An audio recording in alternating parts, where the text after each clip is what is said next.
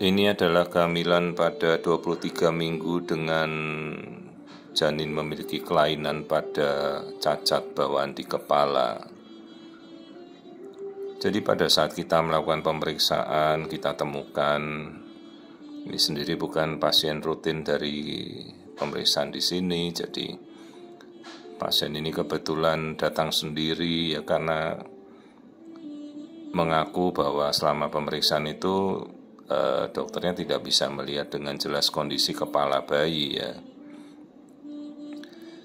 Ya karena itulah sering kali kadang-kadang kita tanpa kasus rujukan dikirim, tapi kasihan ya kadang-kadang baru kita tahu setelah kita lihat. Perhatikan ini bentuk kepala bayi, tapi isinya hanya cairan.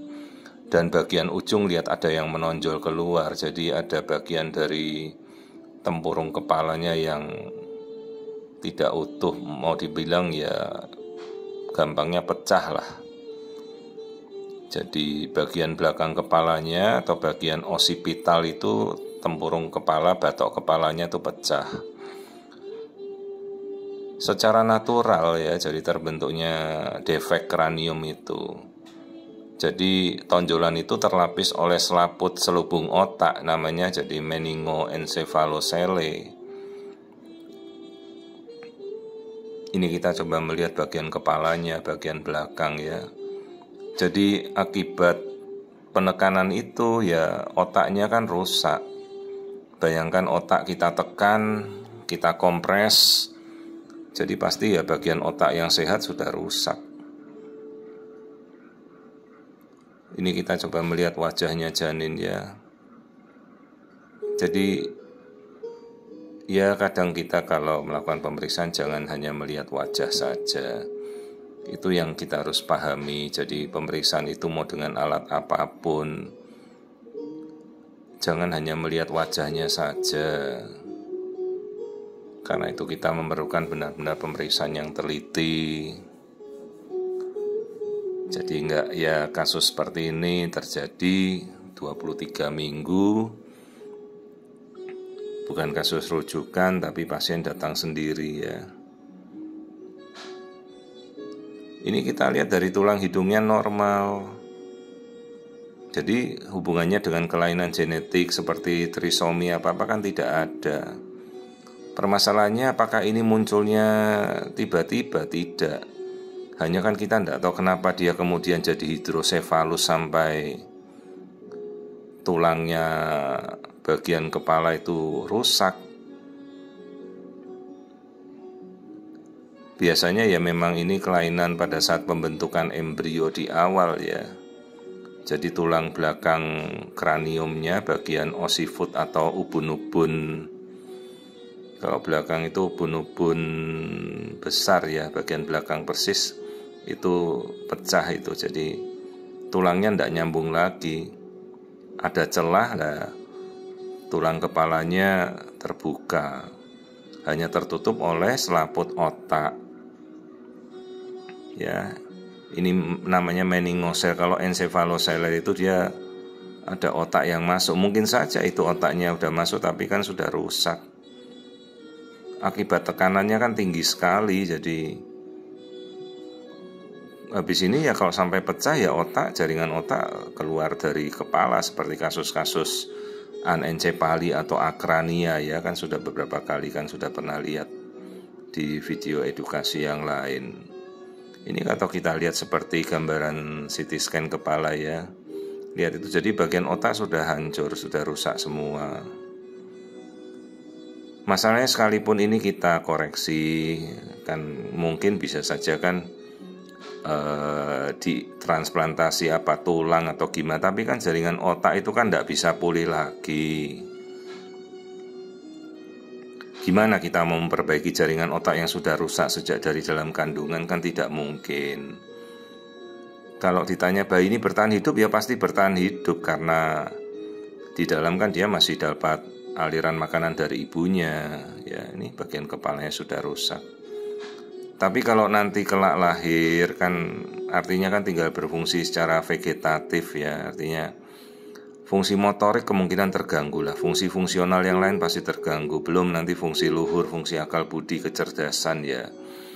Dan pasti banyak kan ibu-ibu sudah melihat kasus-kasus kondisi kelainan hidrosefalus atau apapun yang memang dia ya cukup berat ya di masa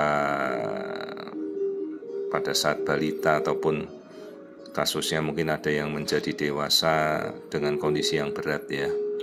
Sequelnya ini kan prognosisnya buruk. Jadi jaringan otak ini sudah rusak, dengan bagian kepala bagian belakangnya kan rusak, pecah itu ya. Jadi ini namanya kasus meningocele. Itu yang tersisa bagian otak hanyalah dasar otak atau basis kranium. Nah ini kita lihat tulang belakangnya juga, coba lihat tulangnya sampai bengkok, skoliosis berat. Ya, ini skoliosis berat. Jadi tulangnya seperti menyudut begitu kan, tulang itu melengkung halus begitu ya, kurvatur atau lengkung ini kan tulangnya kelihatan sekali melekuk dengan kasar begitu ya, bersudut tajam ya. Ini namanya skoliosis. Jadi tulangnya bengkok. Ini kita belum bisa melihat, mungkinan juga ada spina bifida atau tulang belakangnya terbelah ya. Biasa dalam kasus kalau defek pada tulang kepala biasanya diikuti dengan kasus spina bifida. Jadi tulangnya belakang punggung itu bolong. Kadang-kadang saraf dari punggung itu keluar. Kita mulai kelamin bayinya laki-laki ya. Jadi ya kita edukasi ibunya, Bu, ini suatu kondisi yang benar-benar berat.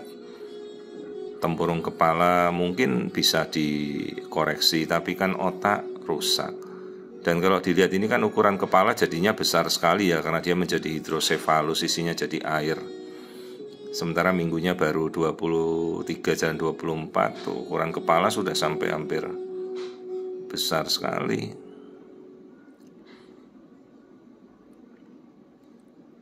Jadi ya setelah kita edukasi ya ibunya nanti kan mengerti apa pilihannya.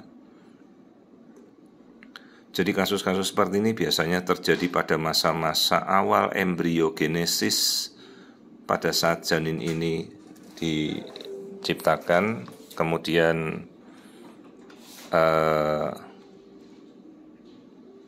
kalau hubungannya dengan virus saya kira sih tidak ya. Penyakit-penyakit seperti ini biasanya karena defisiensi dari mineral, asam folat.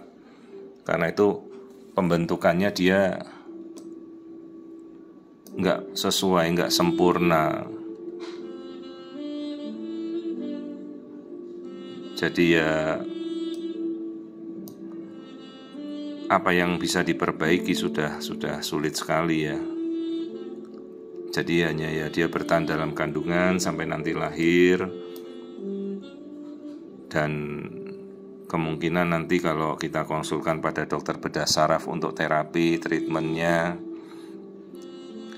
Namun prognosis kedepannya, sequelnya kan kita sudah jelaskan ini pasti buruk. Karena jaringan otak itu kan tidak bisa berfungsi kembali. Ya kalau jantung tidak ada masalah jantungnya. Ya kandung kencing, semua produksi yang lain-lain normal. Ya sayang ini bukan pasien kita sendiri, jadi kita edukasi, jadi ya pasien akhirnya akan mengetahui kondisi yang sebenarnya begitu.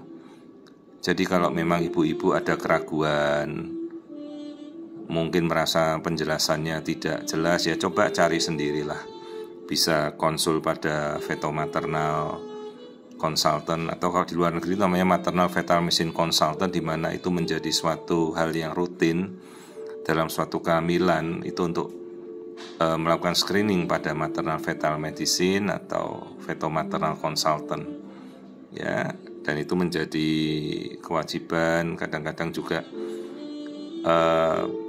pasien yang datang sendiri ya, seringnya pasiennya datang sendiri tanpa ada rujukan, mereka minta pemeriksaan fetal maternal, dan inilah kondisinya seperti ini, terjadi kasus kelainan.